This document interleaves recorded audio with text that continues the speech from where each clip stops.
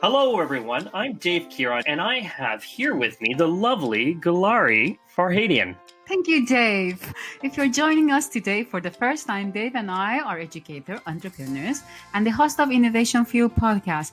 By the way, if you cannot pronounce my name is Gulari Farhadian. That's a better one, right? Very good. Thank you very much. Innovation Fuel is brought to you by University of Canada West as Innovative Business and Technology University. It is a business podcast with new episodes every 2 weeks. Gulari and I will bring you real stories with local BC owners as guests. If you would like to know more about us or you would like to be a guest, come visit us at www.ucanwest.ca/Innovation Fuel.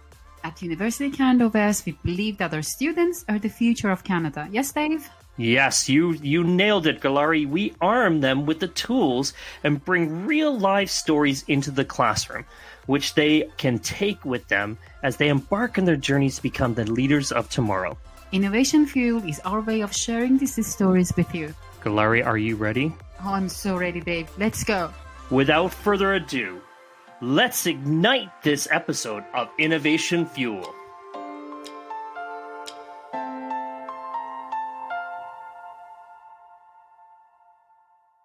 Our guest today is one of our best current students at UCW. Wow, that's quite the title. And we are not just saying that because we can get some free coffees here. I'd like to know more about that. Our guest today is Shiryas Kotha, also known as Mr. Bean around UCW. Mr. Bean is actually the name of his business, which is founded last year during his MBA at UCW. Wow, good. Well, I got to say, I love the creativity in the name here. I'm going to have to ask a lot of questions around Mr. Bean. Shiraz, welcome to our virtual studio. How are you doing today? Hey, Dave. Thanks a lot for having me, and thanks, Gulari. So tell us more, first off, because, curious, our listeners are curious probably to understand more about why you get this name of Mr. Bean. Thanks. That's a question I get asked quite a lot, actually. And when my wife and I were pondering on names that would be fitting for our coffee business, Mr. Bean kind of stood out because of the double meaning. I mean, of course, there's the coffee bean, and then there's the celebrity Mr. Bean. And I've always liked Rowan Atkinson's comedy because of his universality of it. Because there are no words, there are people all over the world who are enjoying his comedy, right? So it's not limited geographically. And it's also, of course, an excellent conversation starter. But one of the things that I didn't expect was everyone would start calling me Mr. Bean, which is perfectly fine. I actually enjoy it. It's a nice name to have around, which is associated with my business. So, Shiraz, tell us more about this coffee business. What is this coffee business? How did this come to fruition? So the business, in essence, is not necessarily coffee vending machines, but fully automated specialty espresso machines.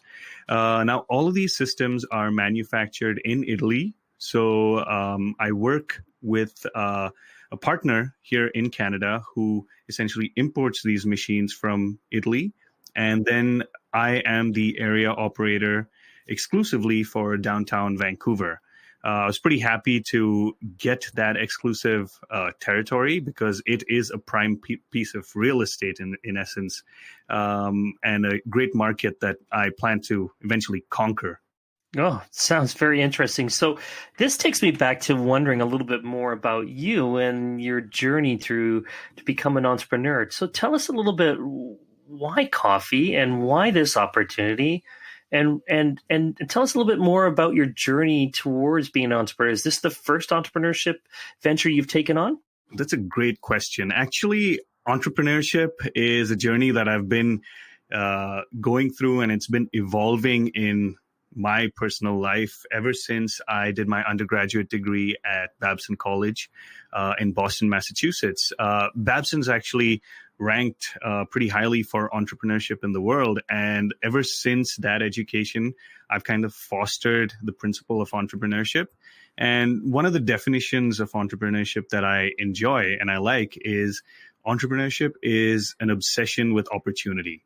And I think I've kind of imbibed that into my life. And to answer your question, actually, no, this is not the first entrepreneurial venture which I have done. I've done a couple more, two in India, one in the US, and this is the first one here in Canada. One of the companies that I invested in India is called Food Street. And what Food Street does essentially is it sets up cloud kitchens in micro markets.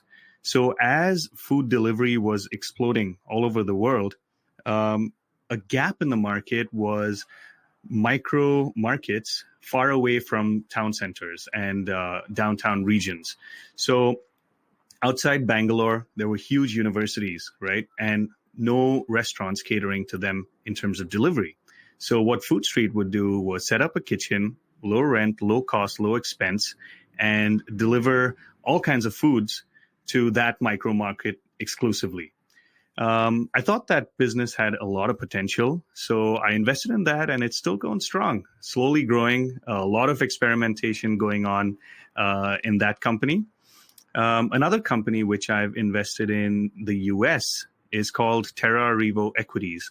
That's actually a very established company. My uncle kind of encouraged me to experiment and try that out. And that's real estate development and construction. So in essence, what we did was we got a bunch of investors together. We purchased a piece of land, reconstructed the home, which was there, a very old property, in essence, flipped it.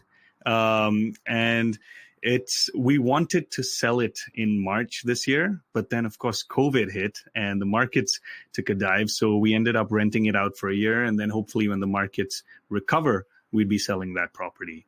And when it comes to Mr. Bean, I decided when I would come and do my MBA. So the MBA has been like a long standing milestone. I wanted to actually complete my undergrad, work for 2 years, and then get my MBA. But then it's been 7 years that I was working in my family business, which is into jewelry retail. And I said, if I procrastinate any longer with my MBA, I'm probably not going to end up doing it. So I kind of just jumped into, the MBA at UCW. And one of the things I told myself was that I'm not going to give up any idea or any opportunity that comes through. I'm just going to jump at it, jump into the water, and then eventually learn how to swim. And one of the reasons that I actually wanted to start the business while doing my MBA, not after completing my MBA, is because I get access to a very valuable resource, which is my professors and the entire UCW community, who've actually been instrumental and extremely helpful in giving me their 2 bits of information, advice, information, suggestions on how to better the business. And here we are.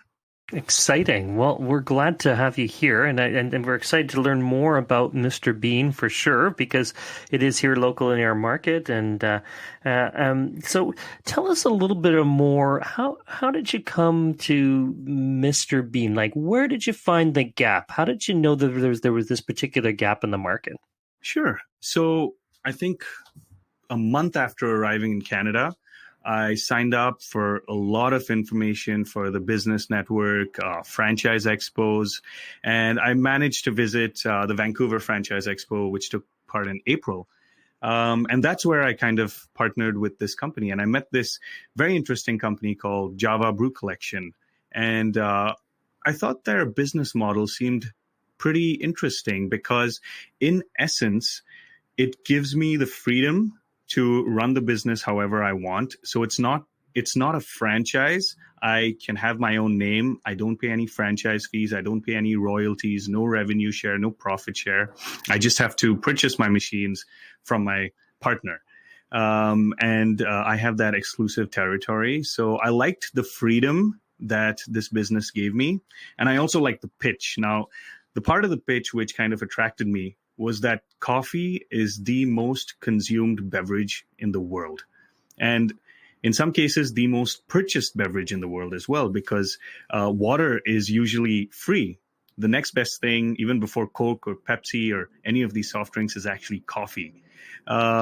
So that was a big part of the pitch that kind of definitely attracted me. And I also liked the business model. where I invest into an asset, a machine that I put to work. So then my job is to get maximum capacity utilization. Okay, Shiryas, would you explain your customers and who are your customers mostly, and why are they buying from you?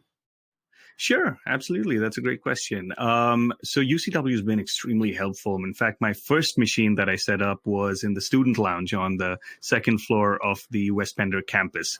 And that was very good learning for me because I got to understand the different tastes that people have. I got to understand what people thought about the price. I got to understand basically that community at UCW and the students at UCW. So I would say a large portion of my market currently would be students. Eventually I grew. I've got a few of my machines in office buildings. I had one machine in a gymnasium. And that's another story, actually, thanks to COVID, that gym ended up getting evicted. So those are some of the challenges that I faced during this period. But it's eventually growing.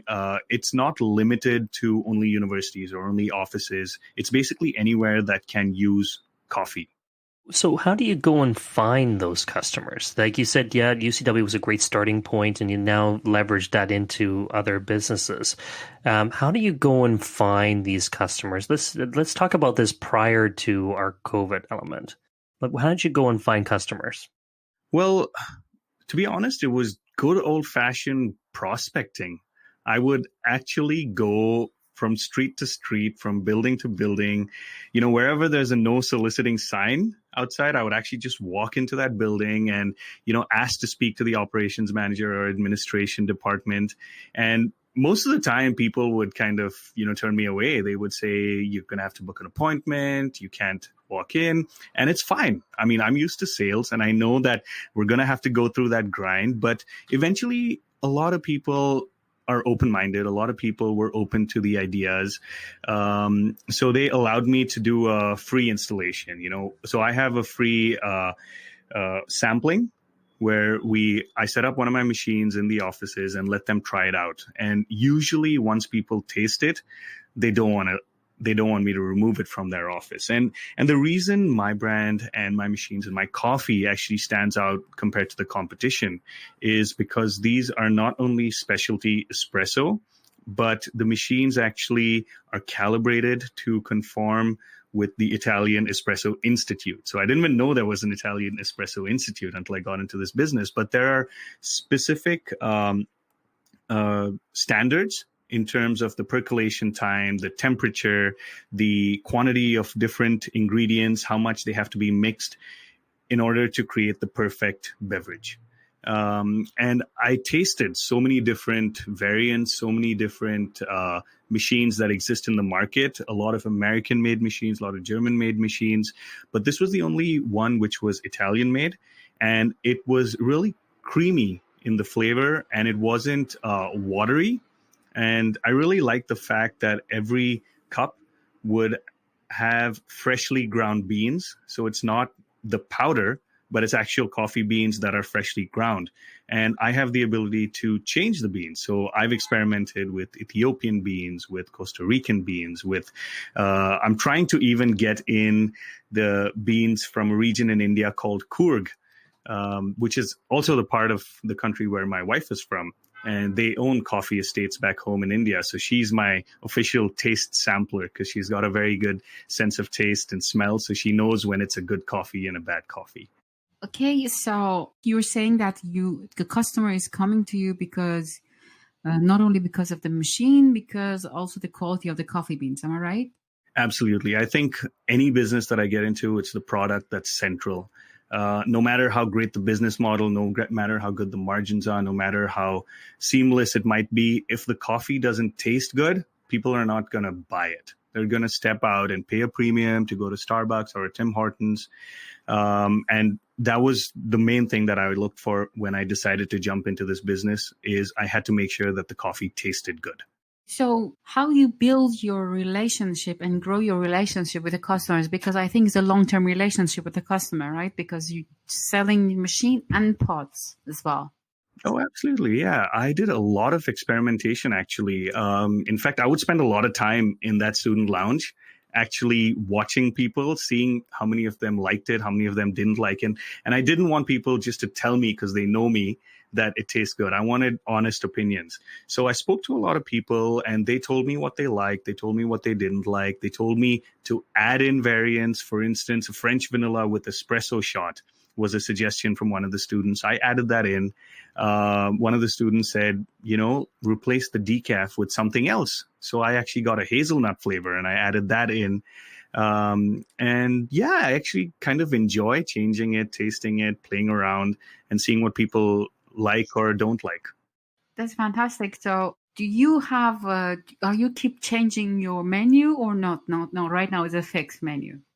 No, I do actually. I do change it as and when I can. For instance, one of the most popular beverages in my machine in the UCW Student Lounge is actually chai tea. Because we have a huge population of Indian students, I figured let's add in a chai option and a chai variant. And that's actually one of the most popular ones, along with French vanilla. There's also a hot chocolate, and then you can even mix them together. You can have a hot chocolate with espresso, or a mocha, or a French vanilla with espresso, or a hazelnut with espresso.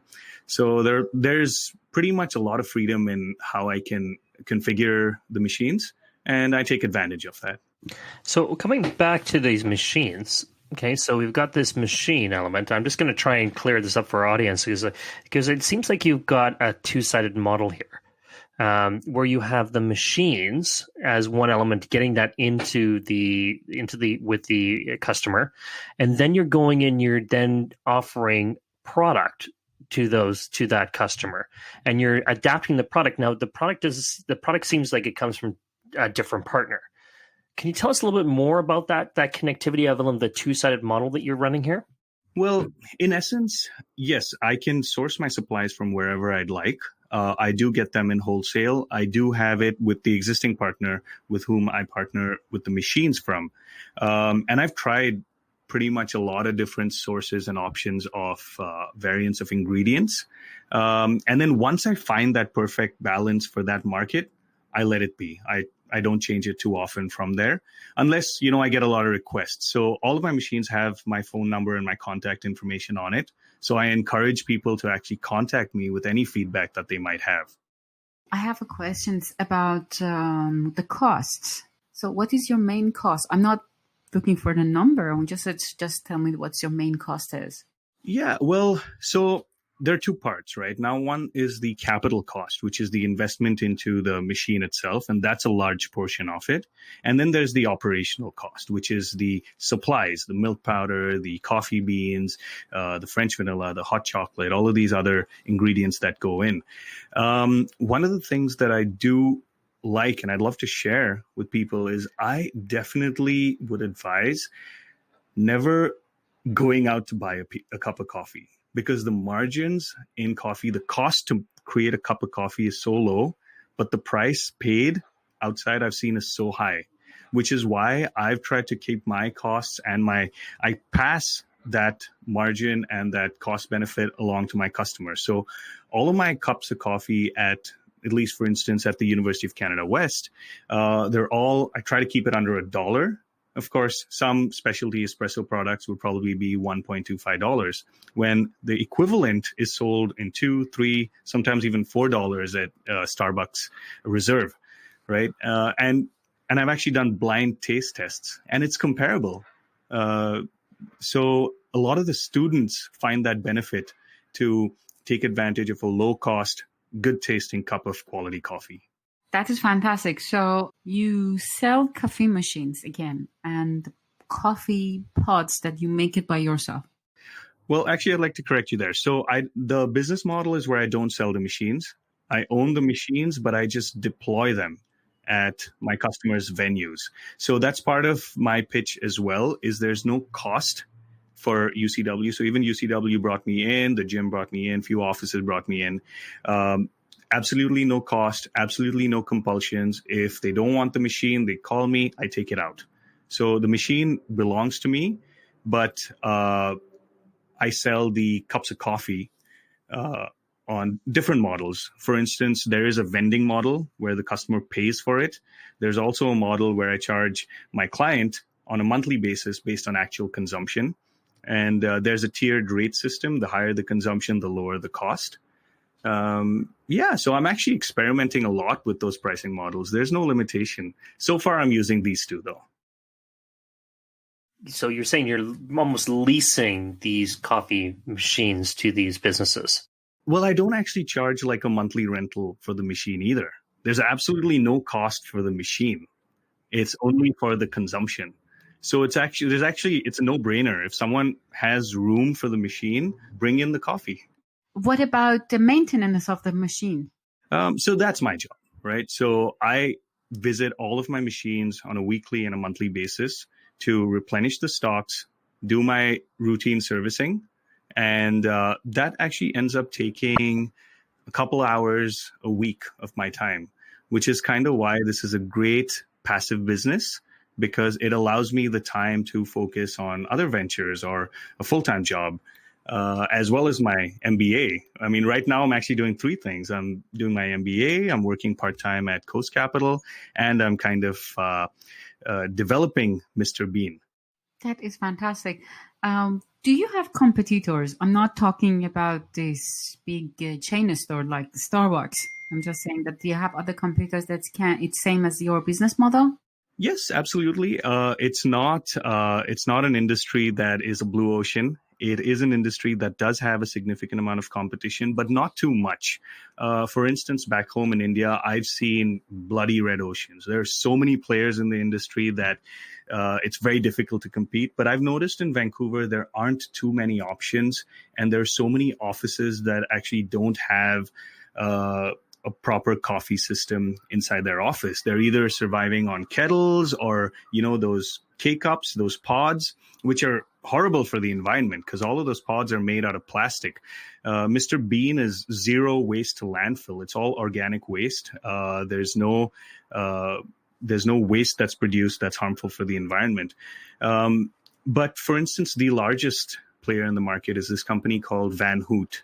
Van Hoot's a large player in the industry, and their machines are comparable. I would say the taste varies. I would say the price varies, but that's why I always offer a free tasting. I just allow people to taste it, and I don't want to sell my machine. I don't want to sell my coffee. I just want the opportunity to exhibit it. That is fantastic. So how do you introduce yourself to the market? What is your strategy? Well, if you're asking what's my pitch when I walk into an office and I want to get my coffee machine in there, essentially I ask them, what are you currently offering your employees, your staff, and your community in terms of coffee and hot beverages, right? Now, if they already have another machine, a fully automated espresso dispensing system, then I try not to push too hard because I don't want to take away from someone else's businesses. There might be a contract in there. And I'm thinking if I was in that position, I wouldn't want someone to do that to my client. So I kind of go to people that don't have something already in their office that fills the space. And then I just offer a free trial. And usually once I'm able to get that free trial, my machine stays. Unless, of course, there's something unexpected like COVID, which kind of forces businesses to reconsider their models. So you would say your value is in not the per se the machine delivers the value, but the value comes from the product offering. Yeah, I guess so. It's a bit of both. One is the price has to be reasonable because there is a cost to it, and that's where I'm very flexible on that. I try and offer pricing that that office can afford.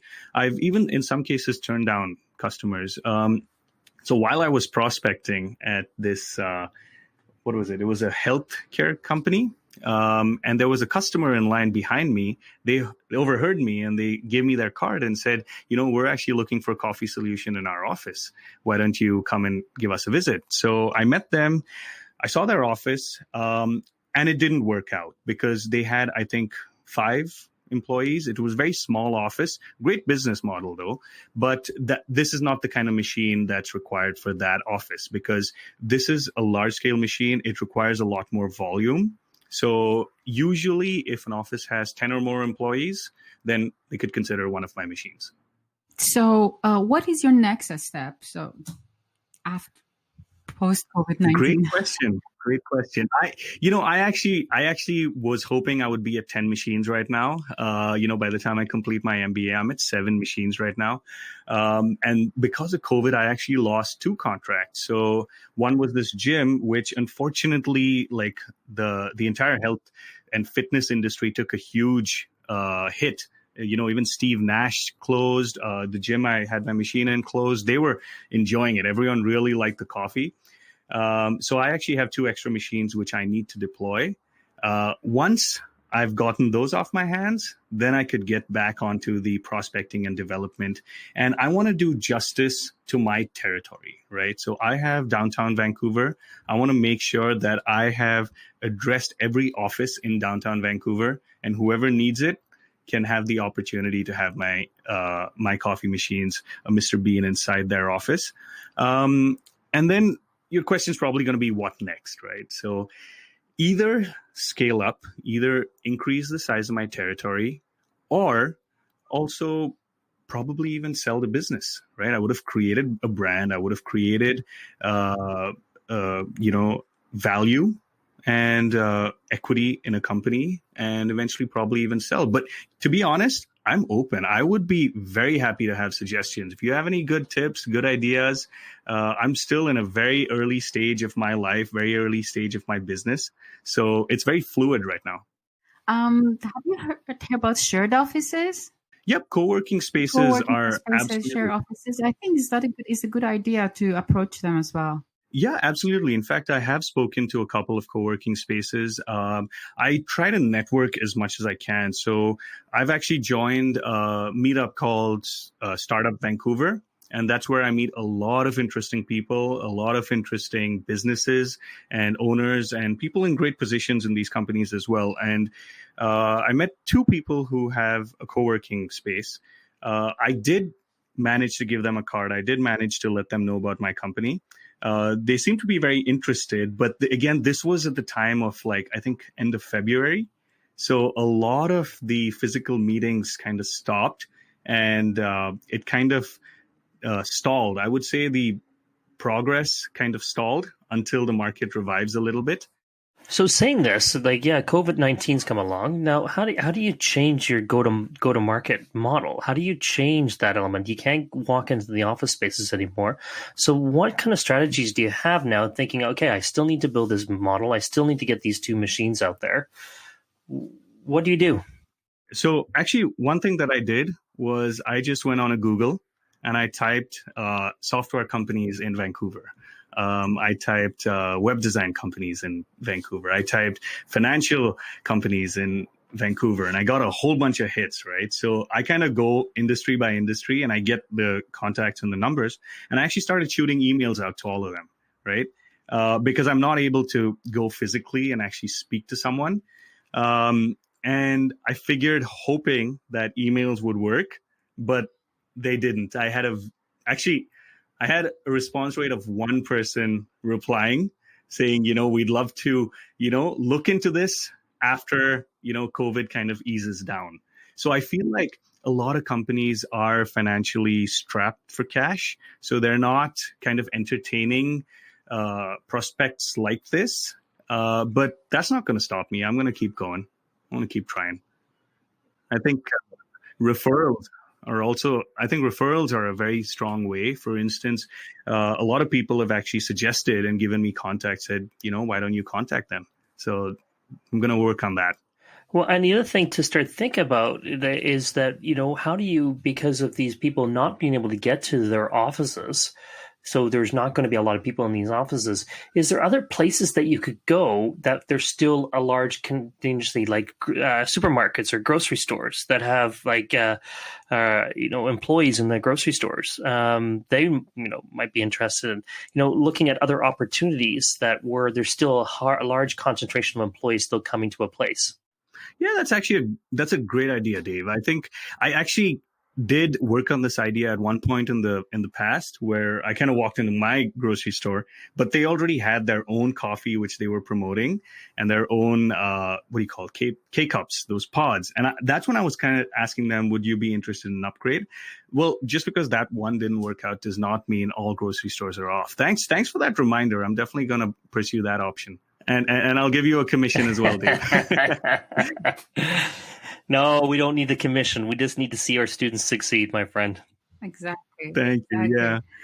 So, Shiraz, I think that's all. This was very good to having you here. If you would like to know more about Shiraz and Mr. Bean, please visit MrBeanYPB.com. If you would like to continue to the conversation with Gulari, Shiraz, and myself, tweet us using the hashtags #UCWInnovate or #FuelMeUCW. Gulari, what do we have up next? You know, Dave, this is always a surprise for you. Next time is another surprise. So we want to listen to hear about your success stories, your journey to be entrepreneur in the BC. So please come if you are entrepreneur and you want to share your stories with us. We'd love to hear you. And if you need any help as entrepreneur, small businesses, we have lots of students can give you help, and you can use them as well. It's a win-win situation for both of them. Yes. We want to get those students out sharing their knowledge. We have all this great knowledge that they have in this background. Let's get them out there helping you during these times of COVID and helping you business. Thank you very much, Shiraz, for your time today. It was a great meeting you and learning about Mr. Bean. Again, Gulari, always a pleasure. Thank you very much. Have a wonderful night. See you next time.